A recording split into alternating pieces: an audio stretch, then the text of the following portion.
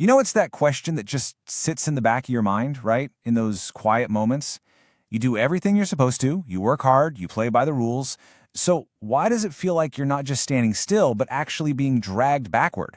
Why, after all that effort, are you still broke? But what if I told you it's not your fault? What if all that exhaustion, that frustration, that feeling of going nowhere, what if it has nothing to do with your willpower? What if the whole game is rigged and you were handed the wrong rulebook from the start? The truth is, you're not lazy. You've been programmed. I mean, you know this feeling deep down. That paycheck hits your account, and for a couple of hours, you can finally breathe. But it's a short breath, isn't it? Because then the pings start. Rent, car payment, insurance, groceries. And poof, just like that, it's gone. You're back to zero, living on a knife's edge, where one flat tire, one sick visit is all it takes for total disaster. You are pouring your life's energy into this just to run endlessly in place. So, look, if working harder isn't the solution, then what is? If the answer isn't just to grind more, then what are these invisible forces holding you down? Okay, let's get into it. We are going to pull back the curtain on this system. We're going to unpack the code that's been running your financial life in the background and show you exactly why you feel so damn stuck. So, the first, and maybe the most powerful layer of this programming, it isn't out there in the world. Nope. It's inside your own head. It's this invisible script you were handed the day you were born, and it's been directing your choices long before you even knew you were making them. Let's just put a name on this thing. Self-sabotage. It's this completely baffling, infuriating thing we do.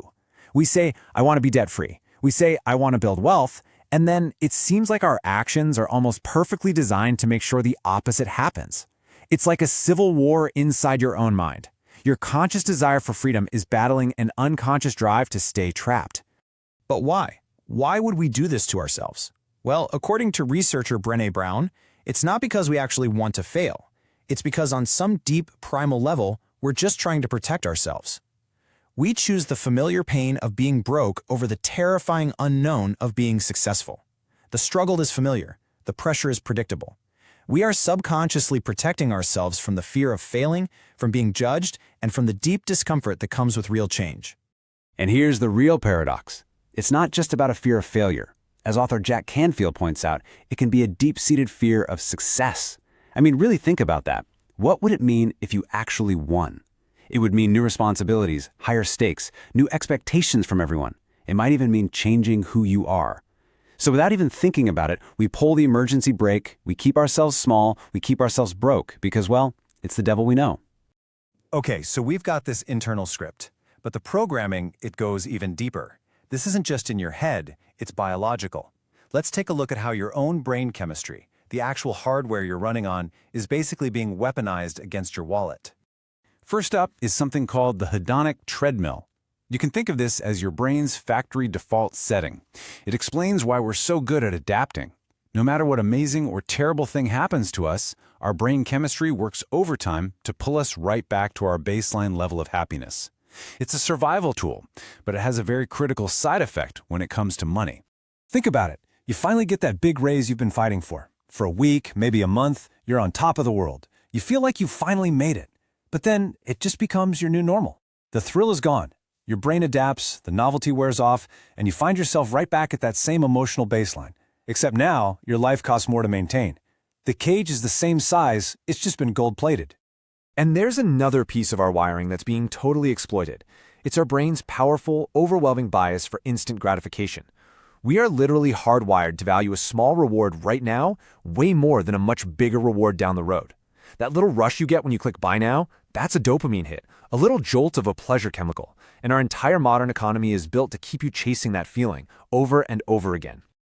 So, welcome to what I call the dopamine economy. This isn't just a marketplace, it's a war for your brain's reward system. One-click shopping? That's to remove any moment of hesitation. Those hyper-personalized ads, they're designed to create desire for things you never even knew you wanted. Only 2 left in stock. That's a manufactured scarcity queue made to trigger panic. You have to understand, this is not a fair fight.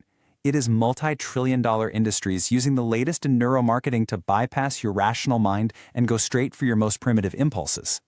So the programming is internal, it's biological, and it's also external. All of us, we're swimming in this cultural soup that constantly and quietly programs us to stay broke. It's the water we're in, and it's so pervasive we don't even notice it's there.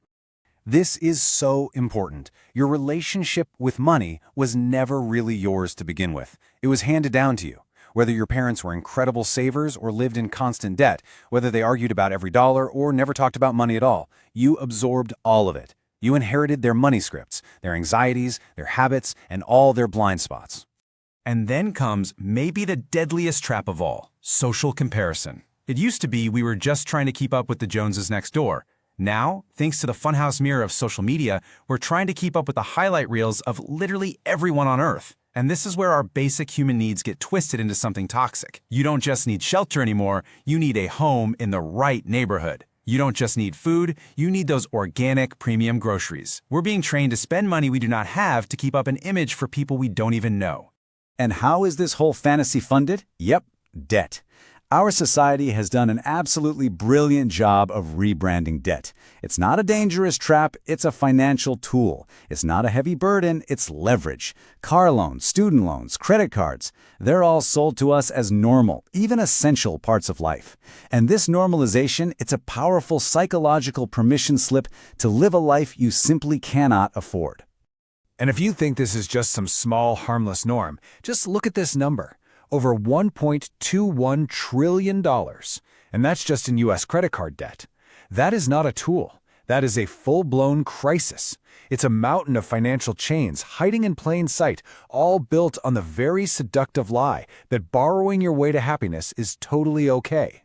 So you've got the psychological script, the biological wiring, and the social pressure.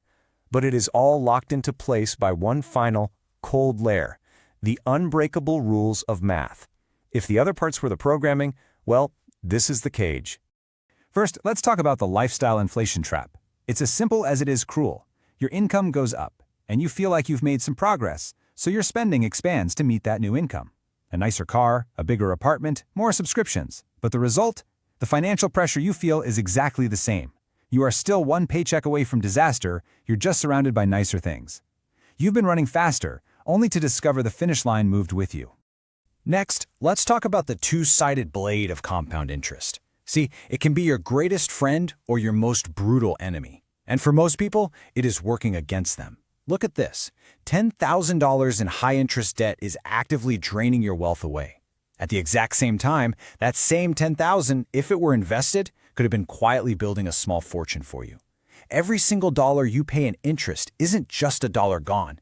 It's a soldier that could have been fighting for your future. But now it's fighting for somebody else's. And finally, the biggest mathematical trap of them all. You are trading your time for money. If you make $75,000 a year, that works out to about $37.50 an hour. To make more money, you have to trade more of your life. But you can't work 25 hours in a day. You can't clone yourself. There is a hard mathematical ceiling on your potential. Real wealth comes from owning assets, things that make money for you 24/7, whether you get out of bed or not. That is the only way to break the link between your time and your money. So that's the programming, the invisible script in your mind, the dopamine loops in your brain, the social traps all around you, and the mathematical cage locking it all down. I know, it sounds bleak, it sounds impossible. But here is the single most important thing you need to hear. You can't win a game if you don't know the rules. But now, you do. Now you see the script. You recognize the dopamine triggers. You can spot the social pressure from a mile away, and you get the math. This awareness, it is not a small thing. It is everything. It is the light that breaks the darkness. It is the key that unlocks the cage. Now, for the very first time, you can choose to stop playing their game, and you can start playing your own. You have the knowledge now. You see the system for exactly what it is. And the choice, right now, is yours. You can keep letting this programming run your life by default, or you can decide, in this moment, to start rewriting your own code. Because here is the final brutal truth. If you don't change this, nothing will change.